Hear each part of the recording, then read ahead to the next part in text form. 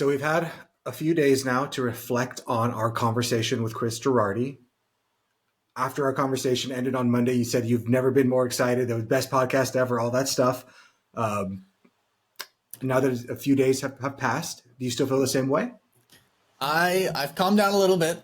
You know me, it's a bit of an adrenaline spike right up the mountain, but I've leveled off into a nice level plane. Still very excited about the conversation we had. Still very much stewing with the information I learned. If you guys didn't listen to Monday's podcast with Chris Girardi, highly recommend it.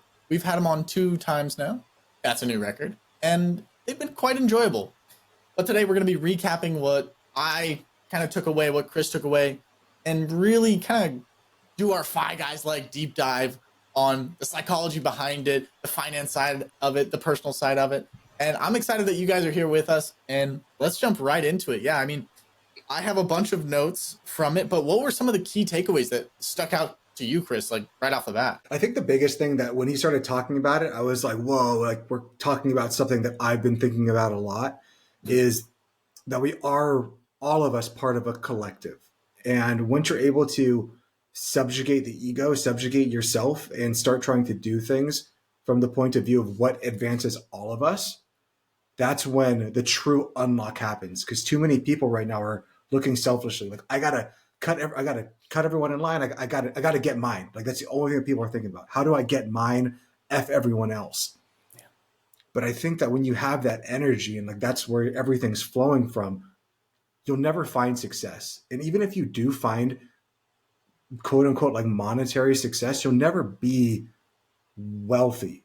You'll be rich maybe, but you'll never find like true wealth in the terms of true wealth, having like all the things, the family, the friends, feeling good about yourself. Like money is just one aspect of those things. No, that's 100%. You know, you're not going to be a fully realized, complete person stomping on everyone else. It's just not how life works. So I truly believe when he was telling us about how, you know, his why was actually to help more people, right? And that's what drove him. And it kind of brought about a thought, because I asked him, you know, is risk something that being able to take on more risk, is that something you're born with, or is that something you can be taught? And, you know, it really connected with his why, because he was saying that, well, because his why is so big, the risk, it's not a risk, it's a necessary step, right? And that really shifted how I looked at things. It really shifted a lot of things that I look at. Because oftentimes in life, we're afraid to take the risk, right? They call it a risk for a reason, right? There's something on the back end of it that scares you. Maybe that's rejection. Maybe that's failure. Maybe that's being straight up homeless, right? It could be a lot of things. But we say on the podcast all the time, you know, a strong enough why can overcome however big how, right? As long as the motivation behind it is strong enough, you're going to get it done. And he had a pretty big why. And you can see why he was so successful was because he had such a big why. But that's kind of my initial take on that section of the podcast. Was there any question you wish you would have answered, or an answer you got from him that was kind of surprising? You know, I really wish we could have gone deeper into how to pull people out of the matrix. Yes. Because he talked a lot about, he was able to figure out truth for himself, and now he listens to himself. But how do you also pull more people out to realize? Because I kind of did an analogy during the podcast of like me playing the average American. And I wasn't sure if Chris believed that I was speaking as if I was speaking, where I was saying like the average American wants to be wealthy. You know, and I said like, I want money, like I want power, but other people that have money and have power, like they're bad people. But if I had that money and power, I wouldn't be that bad person. And he kind of answered it as if that's what I was actually saying. Although I was trying to like speak for like, this is the way that people think. Yeah. So I wish we could have explored that a little bit more and kind of realized that once people realize that that isn't the goal, the goal isn't more money, more power, more whatever. How do you get people to do that? How do you get people to listen to their inner wisdom, to realize that, you know, that conscious, like that Jiminy Cricket you have in us, like that whatever it is that tells you like this is right or wrong, not societal, not subjective, like there is something deeper that says this is right, this is wrong, this is the direction you should move in. How do you quiet everything else to get to that point, to listen to it? and then to be brave enough to follow it. Yeah, I think that's a whole nother aspect of it that we really don't think about, is not just having the foresight and the knowledge to the direction on which you want to go, but actually taking the action is, it's scarier. It's almost even scarier than the idea, right? He talked briefly about how location has really played an effect on him, and being that he lives out in the country. And when we say country, out in the country, right? First podcast, he mentioned that it was about 45 minutes to the grocery store, and they make that trip every couple weeks, right? That's what we're talking, right? So wherever you are in your city, imagine driving 45 minutes to that location every 2 weeks to get groceries, right?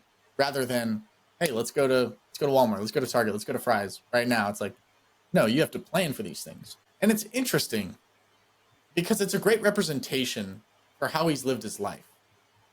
And how he lived his life is with intention, right? It's not like, oh, we're out of milk, let me just go to the store, let me go get some milk. It's like, no, you can't. That's an hour and a half there and back. It's like, no, this is my life. This is how I'm living my life. I live it with intention. And you could see it in his business as well, right? He took every step he could with intention. And I love that. I love that. It's one of the things that I'm working on personally, to really look at every action I take and the action behind it and the why behind it, and really analyze it to understand why I'm taking this action so that I can filter out the bad ones, right? But he reminded me of the people that Chris and I, you, our Chris, my Chris Bonza, co-host Chris, admire, think about, praise for their great minds, right? The ones who lived in solitude, whether that's monks, whether that's Jesus, whether that's religious figures, whether that's military leaders, whether that's, historic figures, right? They all had that place of solitude, of quietness. And in today's modern society, it's so difficult to find some peace and quiet when you're surrounded by, we talk about it all the time. How many ads a day? It's like thousands of ads we're getting advertised a day. Yeah, like 5,000 or something like that. Some it's crazy number. It's even worse than that, in that people are afraid to be alone. Like there are kids who are like, can't stomach the thought of like being in a car without their iPad. Like, imagine like growing up, because you and I grew up in a time where that wasn't a thing. Like if you were lucky you had your Game Boy, when your Game Boy ran out of batteries, like you're done. You're just done. Yeah. You're just going to sit there and you're going to pretend like your fingers are running in the car. Like it just is what it is. You're going to do the airplane thing. Like, yep. That's like all you got. And we've grown accustomed to like, okay, so I can survive when I'm bored. And I think a lot of us have forgotten that ability, that just because we're bored, we're going to be okay. And I fear that there's a generation of people, younger people, that don't know that they're going to be okay because they've never actually gone through it. And God forbid you have to first go through it as an adult. Because as an adult, you can constantly distract yourself. And you're doing it to yourself. You're the one putting yourself in this jail cell of never being able to hear anything else, never being able to listen to your own body, your mind, your whatever it is, because you're purposely shouting it out. Yeah. I think that's an interesting lesson, an interesting exercise. Practice boredom. Practice having your phone die and going on a walk. You're like, well, now what? I dare you to go on a road trip in silence. I dare you to go have lunch and not watch a movie or a show on your phone or listen to something. I think that's a great exercise, because it's in the silence, in the solace, that you find those great lessons, those great ideas. You're like my motivator teacher, right? Because you meditate like almost every day, right? That's where the great ideas come from. Maybe that's something we should talk more about on this podcast, the power of meditation and how it can bring you closer to financial freedom, because through meditation, you can understand your actions and understand what you're actually wanting out of life. Because oftentimes, like we talked about, oh, I want to be rich, I want to be wealthy, I want power, right? It's like, well, okay, what does that mean to you? Why do you want those things? Because society told me I was supposed to. Exactly. Like there's no, you're a hollow shell. Like you're just hollow. Like there's it's like, I want to become rich and build an orphanage for kids, because when I was a kid, I was an orphan. Nobody, like, now that's a strong why. That's a man with a plan. right? You know that that guy's going to get it done.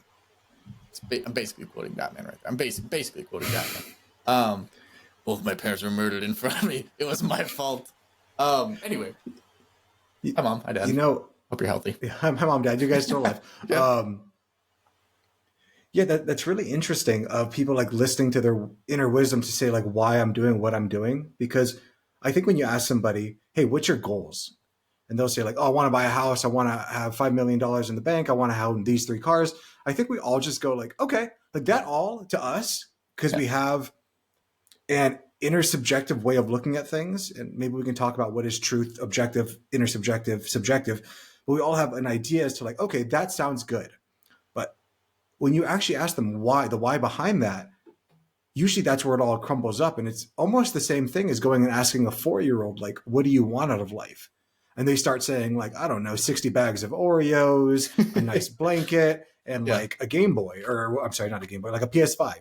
Yeah. And we look at that and we're like, oh, that's really dumb. Like those are dumb things out of life. But we look at the adult who's basically doing the exact same thing. They're just they're pulling shit out of their ass, saying, I want these things.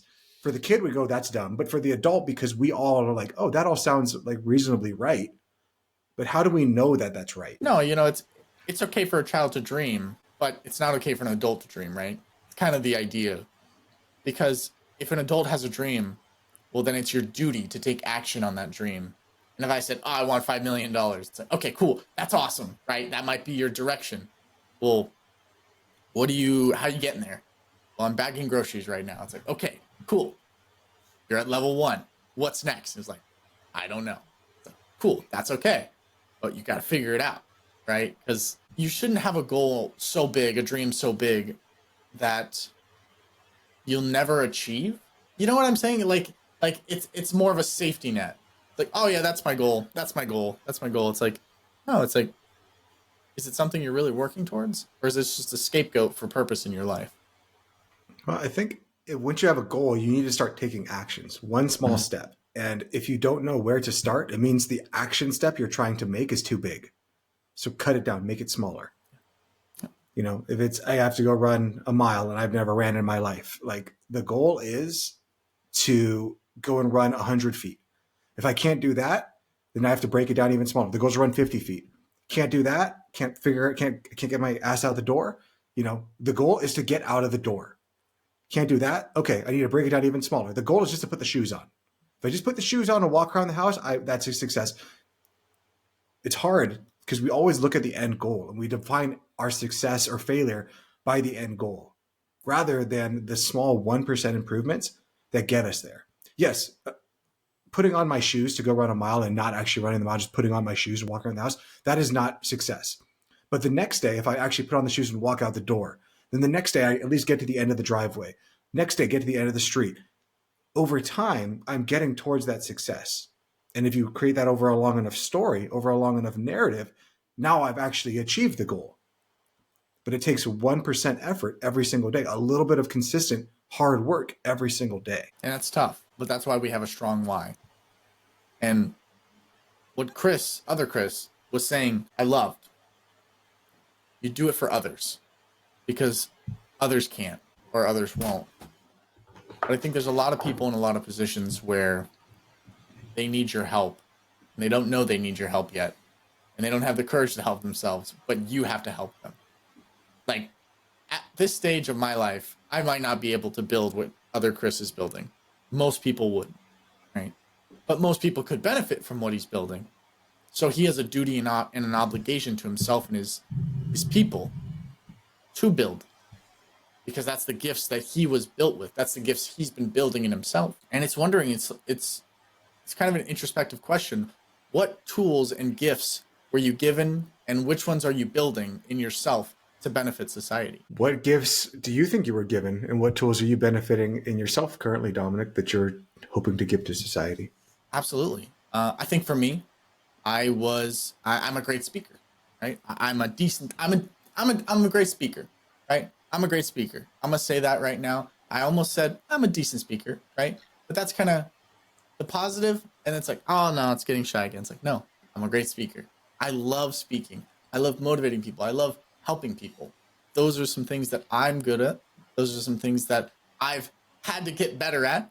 You know, I still remember walking up in 5th grade with a big long piece of paper reading my speech about Douglas MacArthur and how he stormed the Philippines in World War II and XYZ and how he vowed to return. I remember those things because they're prominent to me. Those speeches that I would give back in school, and they were not good. They were definitely terrible. But honing that skill, honing your voice, your inflections, your hand movements. I have a lot of hand movements. A mix of being Italian and Mexican American. It's in my genes. I'm sorry. If you're watching this, you'll know how much hand movements I do on a daily basis. But for me, that's one of my gifts, right? And maybe you guys can think of a gift that you have, or a skill that you have, or something that draws to you. Chris, do you have anything in your life that kind of you could give as an example to the people? A thirst to learn, a thirst to just want to learn as much as I possibly can, and just my goal in life is to figure out what is true. Truth is it's a fundamental, it's like the foundation. So to define what is truth is very difficult. You know, it's very difficult to define truth.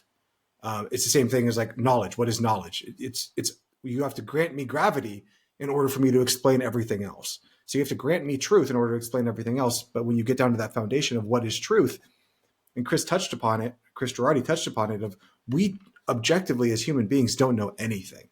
We really don't. You know, we believe that science teaches us what is true and not true, but science can only tell that this is the reason, or this is not the reason that things work.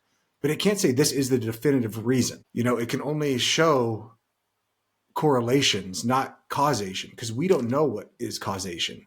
You know, I'll give you an example.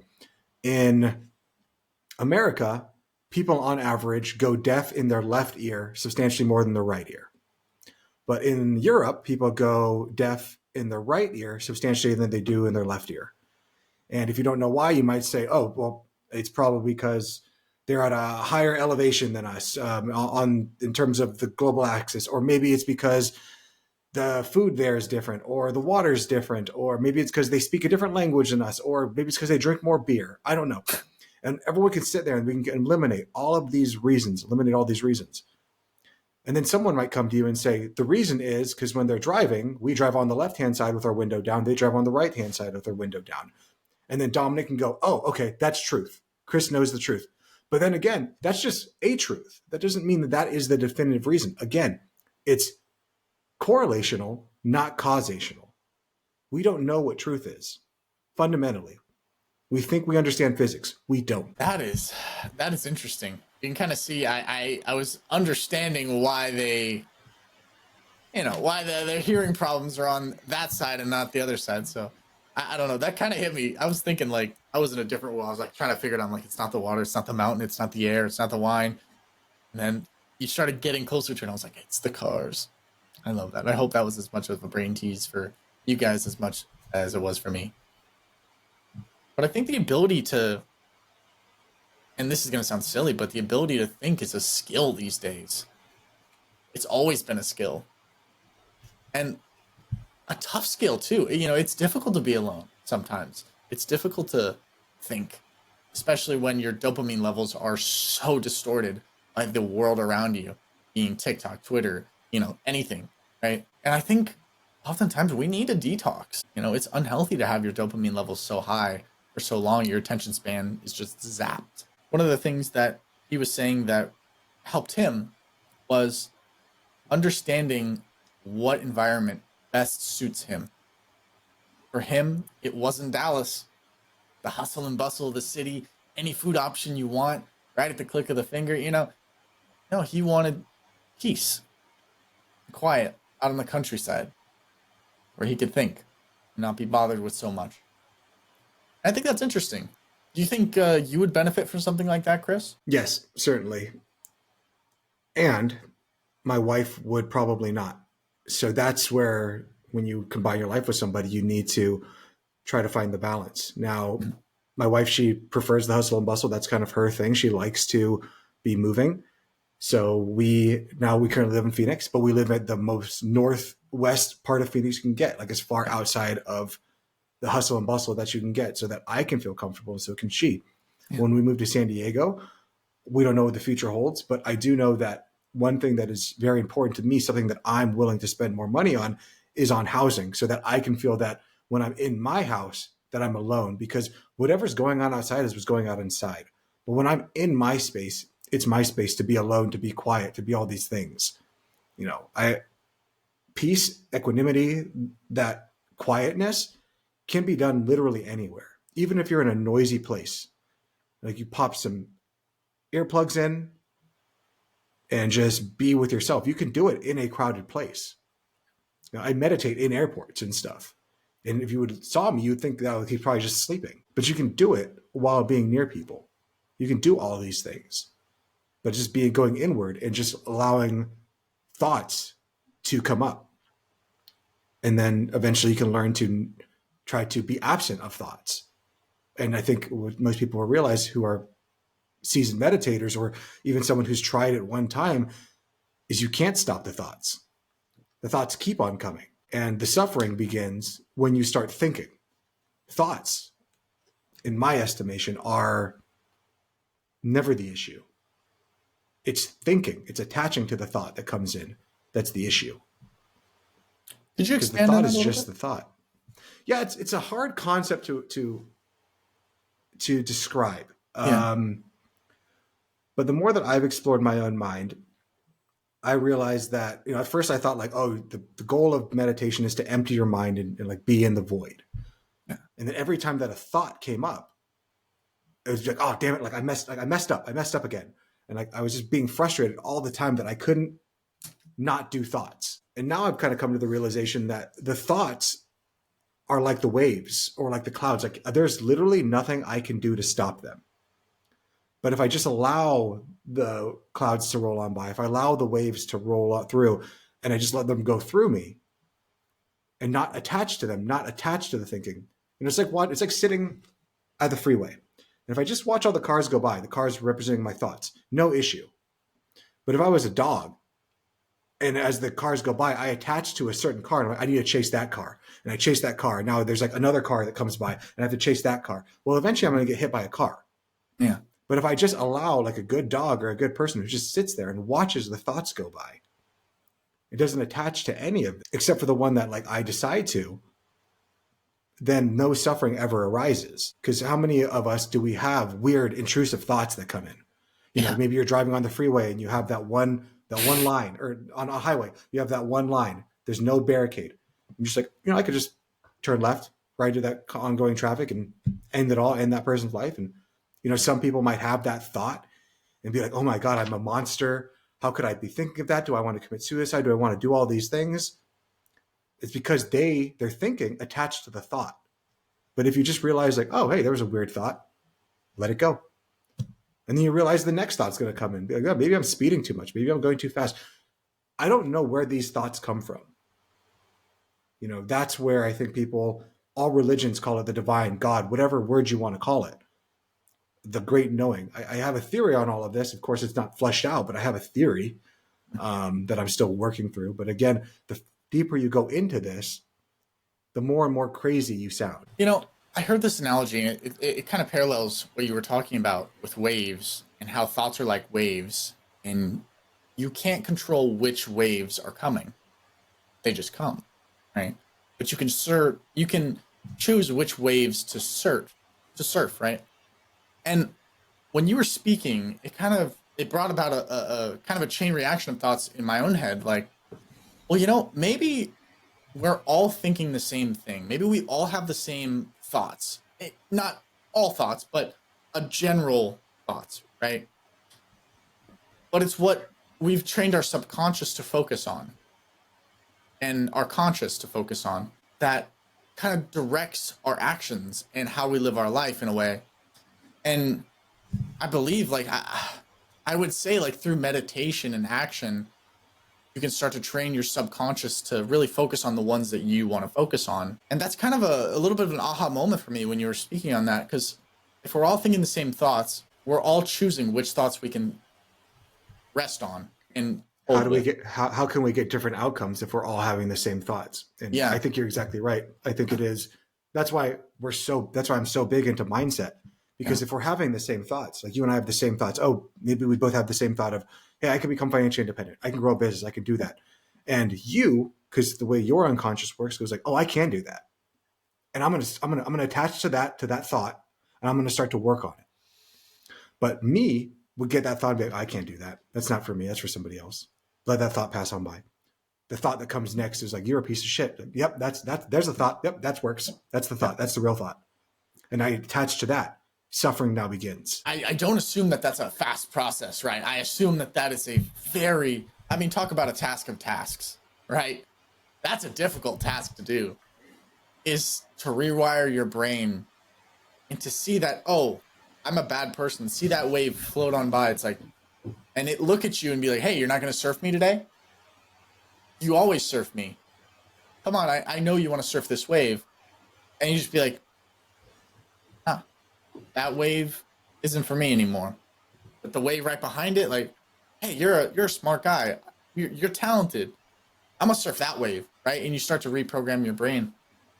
And I wonder if that's even like a good mental exercise to do during meditation. And I don't know, I'm just spitballing here, right?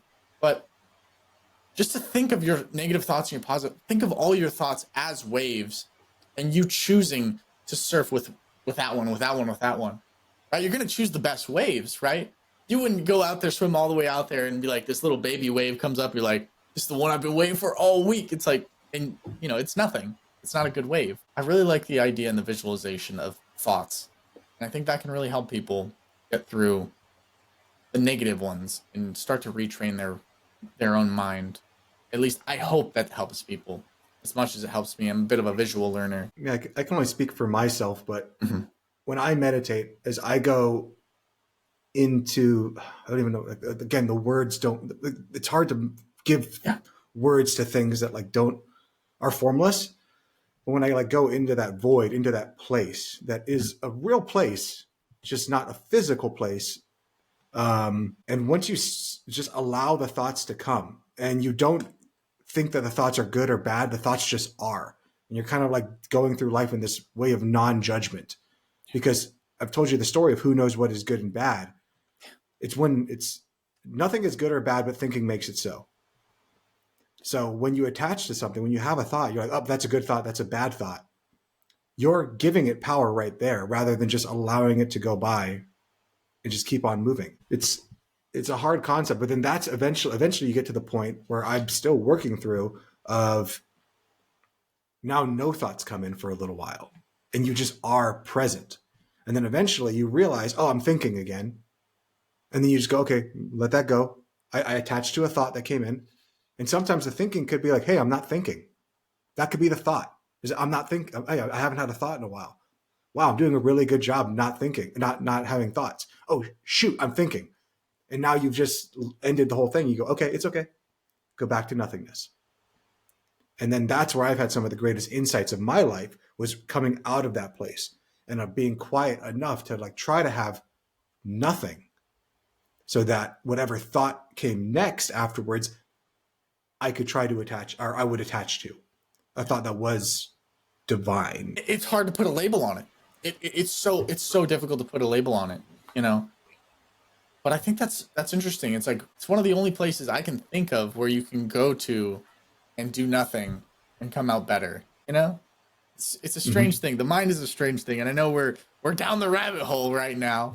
And I hope you guys are still with us, because truly, I mean, if you can conquer your mind, not 100%, no, 50%, 60%, 70%. I mean, what percentage would you put on the average human? How much control over their own mind do they have? I have no idea. Pretty low. Yeah, I'd put it pretty low, right?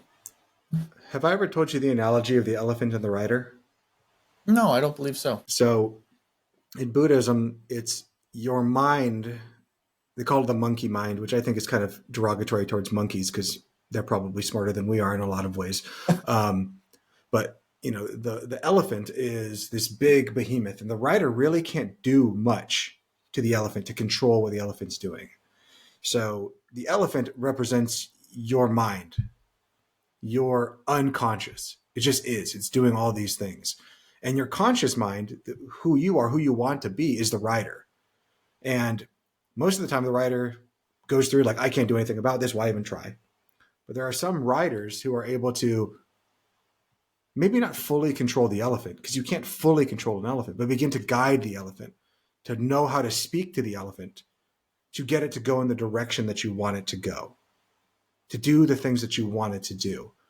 And first, it comes with, rather than conquering the elephant, you can't beat the elephant into submission. I mean, I guess you could, but that's cruel. And that's your own self. So why would you want to do that to yourself? But it's to come to understand the elephant, to love the elephant, to be one with the elephant so that you can guide it, kind of like how people are able to guide horses. Like there are many people who are so in tune with their horse that just the mere thought of, I want to go left, I want to go right, the horse knows that from whatever you're processing in your brain to whatever your body is automatically doing without you consciously thinking it. You know, it's the same thing of when you get kind of, there's like an energy force that like kind of happens with dogs sometimes, where like the dog knows what's happening. Like, you ever had that? Or like there's something wrong. It. Yeah. Like, you know, like you're scared there's something wrong happening, and you look at the dog and the dog's like, yeah, there is something. Like, and there's that energy that we can feed off of. And like, you don't have to communicate with the dog. I don't speak dog. My dog doesn't speak very good English. But like, there's sometimes like a common connection of like, we both know that there's something here. Like, I know you see me and I know I see you. And it's weird.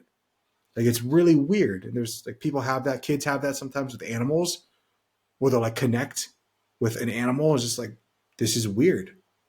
Like maybe there is some sort of, and I don't know the word for it, so I call it truth. Mm-hmm.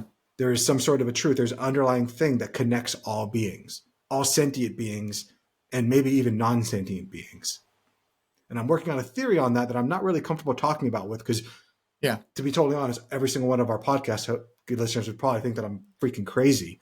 But yeah, that's what I'm trying to figure out in my life is, what is truth? What is enough? What are these huger questions? Mm-hmm. And then I try to bring those huge philosophical questions that I don't really think have an answer. And then I bring that down in what I think I'm good at into finance. Mm-hmm. So that maybe the collective can get money out of the way of their life so that they can go out to answer some of the bigger questions that I struggle to answer myself. Because I know that there are people out there who are smarter than me, who can devote more time to this, more everything than this. But there's so many people who are locked in a system where they can't explore those things because of money, because money's in the way. And that's my gift that I want. That's my ikigai. You know, you said something that like, you know, our listeners would think you're crazy or something wild. And it's like the wrong listener, the undeveloped, the untrained, he who doesn't seek self-improvement would. But those who are in the flame or in the arena with you, they understand and they know not to judge. And we're grateful for you going down this rabbit hole, trying to figure things out for yourself, right? So that you can come back and be like, hey, God, this is what I learned. This is what I learned. I love that. I love that. I think more people should be introspective and answer deeper questions and not just live this surface level materialistic life. This consumerism is just not good for the human spirit. It's fun, but it's not good. And those are two different things. I think it's super important, super, super important to go off by yourself. And I mean by yourself. No AirPods. No, I'm talking about by yourself, you know, and really be alone. Maybe that's something that in this new year would be an interesting practice, right? Take a weekend for yourself and just go out, not talk to anybody. Just be in your own thoughts. That could be a very introspective, very productive time. It is, from someone that does it often, it is torture. Really? Interesting. It can be very, very difficult to not have a goal. Yeah. It's that non-duality to, your goal is to not have a goal. Well, then in that case, I now have a goal. It's not have a goal.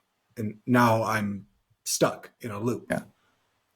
And it's hard to wake up every morning, or to wake up for even a few days without anything. Everyone goes through their entire life hoping to one day be bored. oh man, I can't wait till I'm retired. I can't wait I'm there. I can't wait till I can finally be bored. So the moment that they finally achieve boredom, they're like, oh, I need to do something. Yeah. Like the thoughts are coming. I need to get away from this. And that's the thing that I'm talking about when I talk about getting someone out of the matrix. It's to realize that in reality, the only thing is your thinking. Your thinking is the thing that causes all of life suffering, because we can both go through the same exact event, right? Maybe you and I live next door neighbors and both of our houses burned down.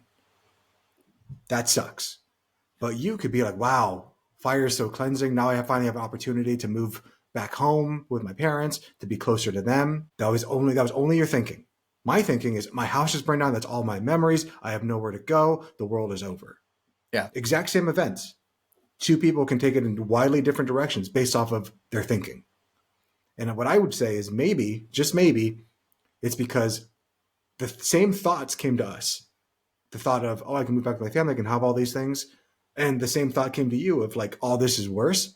But the difference is what each one of us attached to. I attached to all the sad things. You attached to all the joyful things. Same exact event.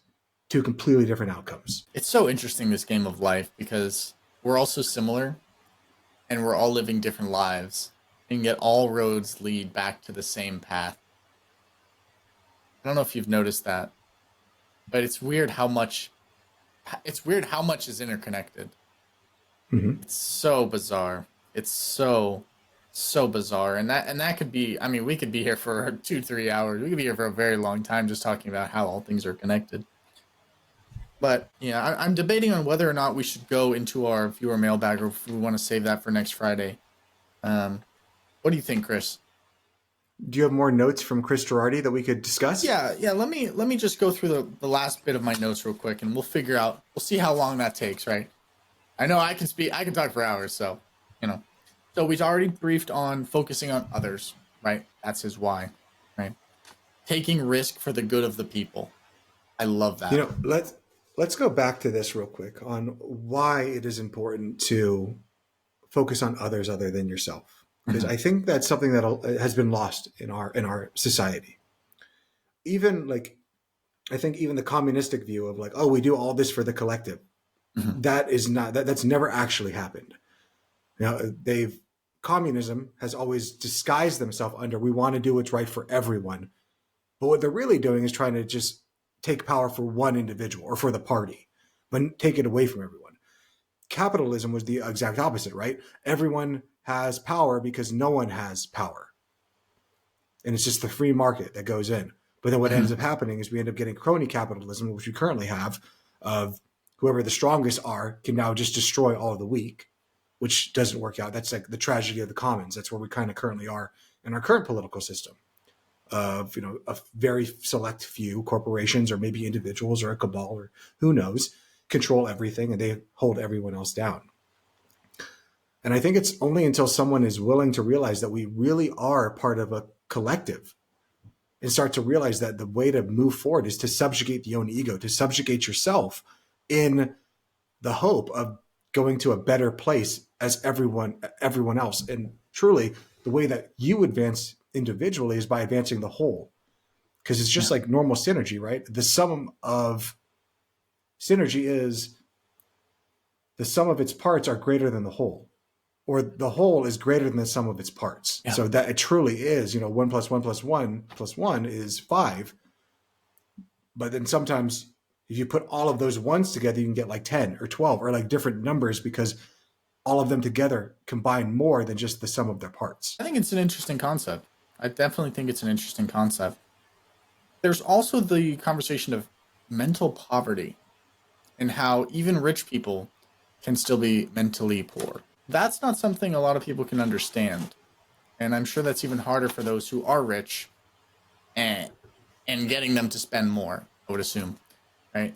But that can also be towards other things as well, right? When I'm thinking mental poverty, I'm thinking someone who has a lot of money but hoards it, right? They don't have an abundance mindset. They have a scarcity mindset. They don't want to donate any of it. They don't want to help anybody else.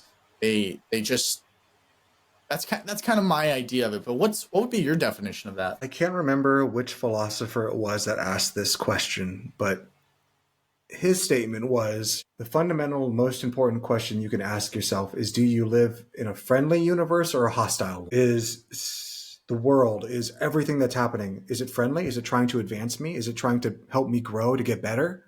Or is it fundamentally hostile? Is it trying to destroy me? Is it trying to hurt me? Is it trying to take from me? When I think of poverty mindsets, I think it could be a rich person that has a poverty mindset. I think it could be a poor person that has a poverty mindset. And what I would say is a poverty mindset is thinking that the universe is a hostile place.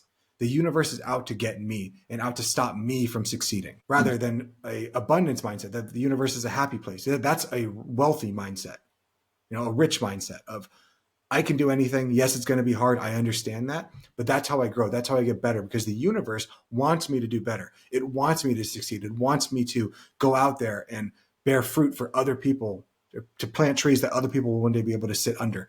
Because I'll talk a little bit about my concept that the only way that we advance is not individually. We all need to advance as a species to be able to survive. Yeah. One person being super successful leads to nothing.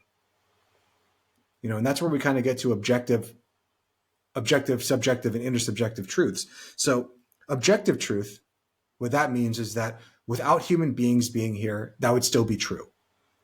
If all humans disappeared today, there would still be comets. The sun would still, we would still go around the sun. The earth would still rotate. All of these things, the waves would still happen. None of that would change. Then there is subjective truth. What is true to me because I'm experiencing it? I only have experience to me. Your subjective truth is real because it's real to you, but it is not reality. Then there's intersubjective truth. This is the truth that we all create as a collective. Money would go into this. Would go into this. Money has zero power besides what you can use when you burn it. That's the only energy that money has. And it's not a very good source of fire anyways. But the only way that money has power is intersubjectively. If all human beings disappeared tomorrow, money would be meaningless. Money would still physically be here. It would still be an objective truth that there are money, but no one would be collecting it. And I could easily show you this, that if I decided to give you all the money in the world, whatever you asked for, you throw out a number, $1 trillion, $5 trillion, I'll give it to you in a private jet. And now you have all that money, and I'm going to send you to a deserted island. Yeah, it's true. You have that money. Subjectively, you have that money. Objectively, you have that money. Intersubjectively, you can't use that money to pay off the monkeys or whatever's on that island to give you stuff. And I think it's so difficult, and stick with me here. Money is not an objective thing. Money isn't even really a subjective thing. Money is an intersubjective thing. And maybe that's why it's so hard to figure out what is enough, what is truth, what is the right amount of money for you, because it's not objective, it's not subjective, it's intersubjective. And that's why people go through their whole life basing how they feel about money based off of comparative, because there isn't an objective or a subjective truth that you actually can base it off of. You have to base it off of, because it is an intersubjective truth off of comparison, intersubjective comparison. Interesting. That is a very interesting thought. I've never thought of it like that, and I don't think many of our viewers have thought of it like that as well. I mean, it would make sense why people use the comparison of others to themselves, because it's just so much easier, but it's so much more flawed as well, because nobody else is living your exact life. Nobody has the exact same tools, tips, and tricks and life that you have. I think that's what makes it so interesting about what you're saying. It's not objective, it's not subjective, it's what's the third one? Intersubjective. Intersubjective, yeah. Okay, I didn't want to butcher it, because if I butcher it, then it's gonna just rattle in my brain and I'll just have it wrong forever. Yeah. But that is what reality is, right? So like if humans disappeared today, borders would be gone, walls would still be there. That's an objective truth, but the borders that we draw in maps, gone. Those aren't real. Yeah. Yeah. Borders are not subjective truth. Just because I believe, like, subjective truth would be like, there's a border around my property and I'm my own country. I subjectively believe that. But it's not an intersubjective truth, so it's not actually real. There's not an actual border around my property. And if no one recognizes my house's sovereignty, then it does not matter. But if everyone came in collectively to believe in a shared narrative, in a shared story, then we give it reality. That is money. And that is what people need to understand. That is what money is. Money means nothing without all people believing that it means something. But if I was to take you and put you in the pygmies of the Congo with all the American dollars in the world, it would mean literally nothing to those people. Yeah. I think that's so interesting. It only has value because we deem it value. And you could say that about everything. I hope that you guys are really starting to think deeper about everything around you, question everything around you, take time to understand why and what and who and how about everything around you. What else did you have that Chris we talked about with Chris? Sometimes drastic change is needed in order to shake you from your current reality. Like he said, when he left, and he left for many years, didn't speak to anybody from his town. And when he did, he came back, he was a different person because he knew he needed to change. And I wonder how many of us know that that's the position that we're in, is that you need a drastic change in order to reach that next level. And like Newton's third law, in order to get anywhere, you have to leave something behind. And sometimes, every time it's going to be tough. It's always going to be tough. If it wasn't tough, then it wasn't enough. You need to leave more behind, right? And the last thing that I have in my notes was true faith is through relentless action. And we talked a little bit about that already, but I couldn't agree more with that. But faith and fear are both invisible. You each have to choose which one you want to focus on. And that's kind of the theme of today's episode, is a little bit focus. What are you focusing on? Is it the positive? Is it the negative? Is it the good? Is it the bad? Is it the future? Is it the past? I don't know what our action step for this week would be. Do you have any tips for our action step this week, Chris? Start questioning yourself. Start looking at the stories you're telling yourself and asking yourself, is this true? And I think it's so difficult. I had some friends over this weekend. And, obviously as a financial advisor, it came up at some point that we were talking about money and stuff like that. And I was talking to them about, oh yeah, my wife and I were planning on moving to San Diego and all this stuff. And we were like, it would be wonderful if you ever wanted to move to San Diego too. We'd love to have you like in San Diego with us. And they're like, oh no, we can't afford that. That's impossible. We can't afford that. And, I know their income. I know their expenses. And I was like, well, why not? I'm like, well, because there's just not enough money. And, and I remember, I know these people very well. They're some best friends. And I know that growing up, there was something that was always said, like, we don't have enough money. There's not enough money. There's not enough money. And again, you have to ask yourself that question. Is this actually true? Yeah. Is this just a subjective truth? Is it an objective truth? Is it an intersubjective truth? And once you start to know yourself, you can start to figure it out. There's a quote that I like, and most people only change when the pain of holding on to what they're attached to is greater than the fear of the unknown. We all go through our life fearing change, fearing moving into the unknown. And just like you said earlier, the thing that prompts us is pain, is suffering, is to go out into the wilderness, because no one from Europe who was doing really well, none of the nobility sailed across the Atlantic to America. The only reason that we seek out new lands, that we try to do all these things, is because the fear or the pain of holding on to what we know eventually becomes so great that we seek into the unknown. And I think our goal as a species, should be to not be comfortable, to constantly seek out the unknown, and to try to pull as many people up to these ladders as we can. But there's too many people right now who are staying stagnant and just complaining, and they're comfortable with their pain. Or maybe they're not comfortable, but they're afraid to do anything else because of the fear of failure, because of all these things, because of nihilism, of what's the point. And if you believe that there's no point to trying, then you're right. There is no point for any of us. Mm-hmm. That's a very great note to leave out on. Do you have any final thoughts with that one, Chris? No, I'd like to thank Chris for being so generous to come back twice. He came back basically 2 weeks, and he came back another 2 weeks later. So that was awesome. What was that last note that you had? True faith is through action. I would like to leave our audience members with that then. Too many people, they'll maybe watch the podcast, they'll leave a comment like, I watched what you guys said and my life isn't any different. I read the book that you told us to read and my life isn't any different. I went to the seminar and my life isn't any different. Doing the action or gaining the knowledge means nothing. It's implementing the action that gets you where you want to go. And sometimes you have to implement the action over and over and over again to eventually change the mindset. Because from somebody who has a mindset that is very negative, extremely negative, you don't want to know how deep and dark my thoughts get. I've been doing this. I finally figured out that I was stuck in the matrix maybe about a decade ago. And it's still hard. And it's getting better. Every day. Just a little bit every single day. But if I was to sit there and just be like, oh, what's the point? I'm never going to get there anyways. I'm never actually going to reach that destination. Then I would have just stayed in the same place. And my action would have been nothing. We need to take action to move our life to the way we want to be, not just for ourselves, but for all people. Yeah. For the collective good of all. I love that. I love that.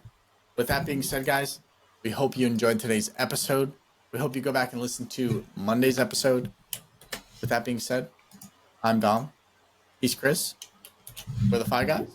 We'll see you in the next one. Later. Peace. This video podcast is sponsored by Monzon Wealth. The content in this podcast is for informational purposes only and should not be considered financial advice. We do not endorse specific products or services. Past performance does not guarantee future results. The opinions expressed are those of the host and guests, not the podcast sponsor. It is crucial to consult with a qualified financial advisor or professional who can provide advice tailored to your specific needs before making any financial decisions, investments, or taking any other actions. If you are seeking specified help, you can reach out to Chris at monzonwealth.com.